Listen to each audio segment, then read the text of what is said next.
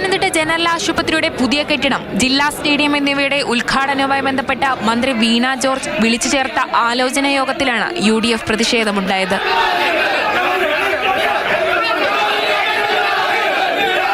പദ്ധതികൾ പൂർത്തിയാക്കാതെ ഉദ്ഘാടനം ചെയ്യുന്നുവെന്നാരോപിച്ചായിരുന്നു ബഹളം. ഈ കപട ഉദ്ഘാടനം നടത്താതെ പൂർത്തീകരിച്ച് ജനങ്ങൾക്ക് ക്ഷേമകരമായ പ്രവർത്തനം ചെയ്യണം. ഇതിനെതിരെയായിട്ട് ഞങ്ങൾ ഈ പ്രതിഷേധം ശക്തമായ രീതിയിൽ ഉണ്ടാകുമെന്നുള്ള കാര്യത്തിൽ യാതൊരു സംശയമില്ല. പ്രതിഷേധക്കാരായ UDF അംഗങ്ങൾക്കെതിരെ LDF ജനപ്രതിനിധികൾ കൂവി വിളിച്ചു.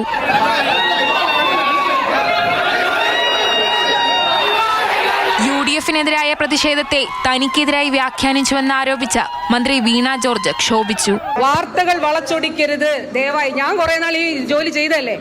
കൂവി വിളിച്ചെന്ന് പറയുന്നതിനൊന്നും നമുക്കൊരു പ്രശ്നമില്ലല്ലോ. പക്ഷെ അങ്ങനെ അല്ലല്ലോ. മന്ത്രിക്ക് പിന്തുണയുമായി DYFI പ്രവർത്തകരും എത്തിയതോടെ സ്ഥലത്ത് സംഘർഷാവസ്ഥയായി. തുടർന്ന് യോഗത്തിൽ അല്പനേരം സംസാരിച്ച ശേഷം മന്ത്രി വേദി വിട്ടു. ആറന്മുള മണ്ഡലത്തിൽ ഉദ്ഘാടനം ചെയ്യാനൊരുങ്ങുന്നത് പണി പൂർത്തിയാക്കാത്ത 3 പദ്ധതികളാണെന്ന ദൃശ്യങ്ങൾ വൈകിട്ടോടെ യൂത്ത് കോൺഗ്രസ് പുറത്തുവിട്ടു.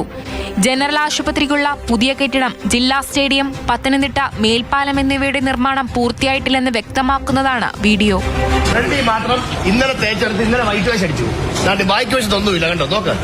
പ്രതിഷേധങ്ങൾ തുടർക്കഥയായപ്പോൾ ജനങ്ങളിലേക്ക് നേരിട്ടിറങ്ങാനാണ് മന്ത്രിയുടെ തീരുമാനം.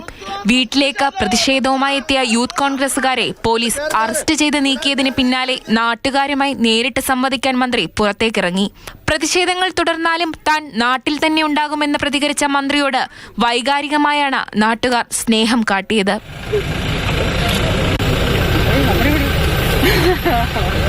ഏതോ കാലത്തുള്ള സംഭവം, ഏതോ ഡോക്ടേഴ്സ് ചെയ്ത്, ഏതോ ആരോഗ്യ പ്രവർത്തകർ ചെയ്ത്, പക്ഷെ അത് ആരാണെന്ന് കണ്ടുപിടിച്ചു. ഈ കാലത്ത് കണ്ടുപിടിച്ചിട്ട് അവർക്കെതിരെ നടപടിയെടുത്തു സർവീസിലുള്ള. ഇന്നലെ പറഞ്ഞ ആ ഡോക്ടർ ഒരു സ്വകാര്യ ആശുപത്രി ജോലി ചെയ്യാണ് ഇപ്പോൾ.